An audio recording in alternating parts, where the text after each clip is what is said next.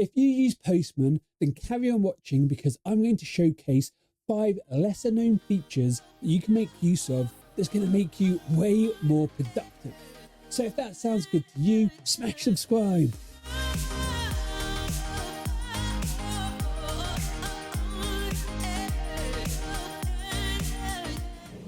Did you know that you can write unit tests and integration tests directly inside of Postman using the Postman test API? Now, I'm guessing this is probably the most widely known tip in this list, but it'll allow me to do some more complicated things in a minute. But if we set up a request, we go to scripts, within here we can start writing some code.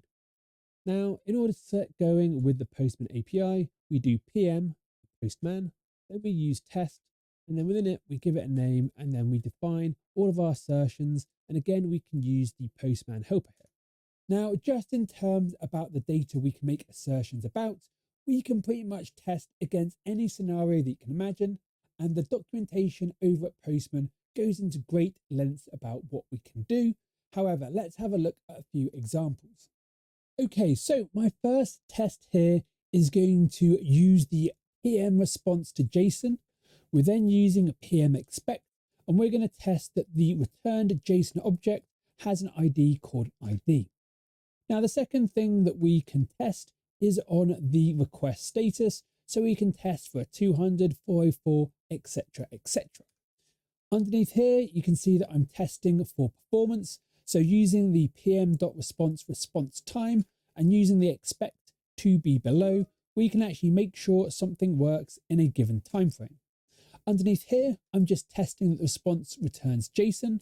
And underneath here, you can see that I'm getting my response, doing PM response to text, and then I'm making sure my text includes the word URL. My final test down the bottom here is actually a test on the request headers itself. So I can say PM response to have header, and I can make sure that it has a header and a specific value. Now, another thing which is worth pointing out is that we can actually use AI to generate tests for us automatically. So if I click on this button, you can see I can test for response, I can add more tests, I can even get visualizations. So if I click on this button, you can see that generative AI has created this response contains content type header with value application. And this test has been completely generated for me without me having to lift a finger.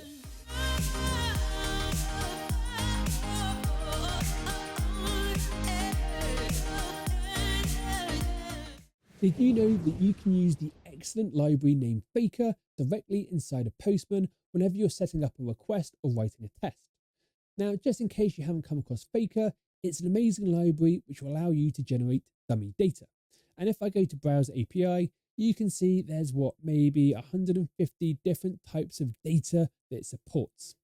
Now, if we go over to the Postman documentation, you can see that we can access these random data generations by doing $, and then putting in these keywords like random password, random locale. Now, as you can tell, because of all the helpers whizzing past us on screen right now, Postman supports lots of different types of dummy data generation. So now let's see how we can use these helpers actually within Postman. Now, if I go back to my request, let's see where we can use it. So first off, I'm using this @randomcity or $randomcity, and I can add it onto a request by doing this curly brace, putting in my keyword and then closing it off. Now, again, I can access this within my headers. So you can see here I've got example and then I've got random city.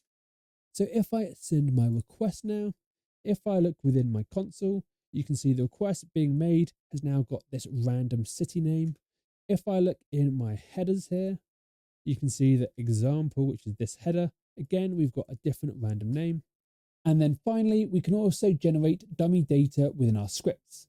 Now, you can't just access the placeholder directly. Instead, you need to wrap a call to pm.variables.replaceIn, passing in the placeholder. And then if I look at my console, you can see that this is going to generate random data for us.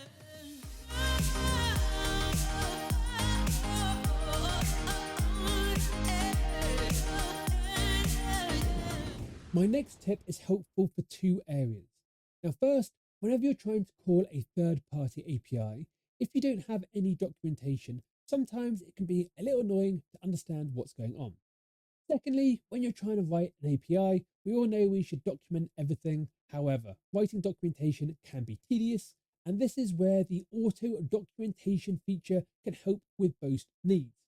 You can see here I'm calling the Chuck Norris API, and if I click this generate with postbox, what will happen is ChatGPT will be called, and then we're going to automatically document this endpoint. You can see here, this endpoint sends an HTTP GET request to a Chuck Norris joke-based API. The request takes this, the response takes this, and if everything is okay, we've got 200. So if you want a quick way to either understand an API or document it, use this feature.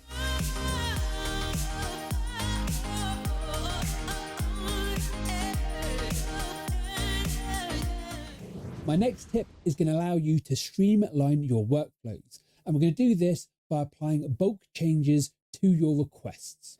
Now, were you aware that when you set up these APIs and requests, that if you put them inside a collection, if you click on a collection, you've got a bunch of global things that you can add. So within here, you can see we've got variables, we've got pre and post request scripts that we can add. We can also add in API tokens. You can see here, I've got one which I've added my secret and a bunch of exclamation marks. Now, every single time that you create a new request within your collection, whenever you send that request, if we look in the console here, you can see that my request header has been automatically added. And if I click on this one, do the same, scroll down here, again, you can see it. So instead of you having to set up the same API request headers and tokens on each request you create, just use collections and make your life much easier. And I've got to admit, it took me ages to figure that one out.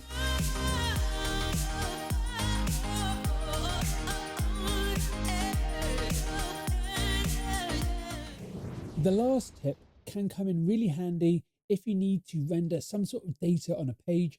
However, the API hasn't been built yet, or maybe it's down. Now, did you know that in Postman, you can create a mock server within about 2 minutes to allow you to return data easily? Now, out of the box, this feature is hidden. So if you click on this configure sidebar, you can see here we've got a mock server. If we click on this, close this down, you can see we've got a little icon here. And if I click on it, I can now create myself a brand new mock server. So the first thing I can do in here is create a new collection, an endpoint. So I can call this test and I can return some test data, or I could call this JSON and I could return some JSON instead if I need to. So let's just put 2 brackets here. And then if I click on next, I can give my server a name. So I'm going to call it JJ Mock Server. I can define some environment variables for it. I can make it private. I can actually even simulate network delays. So I can test performance related stuff. And then when I click on create mock server, what will happen is I've now got an endpoint which I can access. So I can click on this copy button. If I go back into my collections, you can see I've got JJ Mock Server here. I've got my endpoint to test. And if I call it, you can see it's going to return my exclamation marks. If I go to my JSON, you can see that this has returned some JSON, and that's it.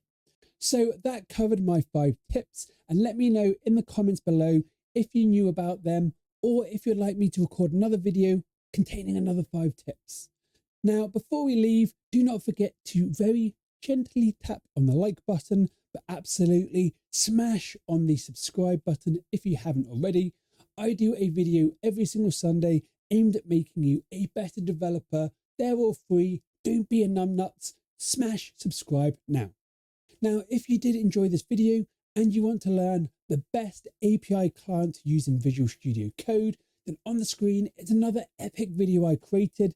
Click on that, watch it. Otherwise, until next time, happy coding.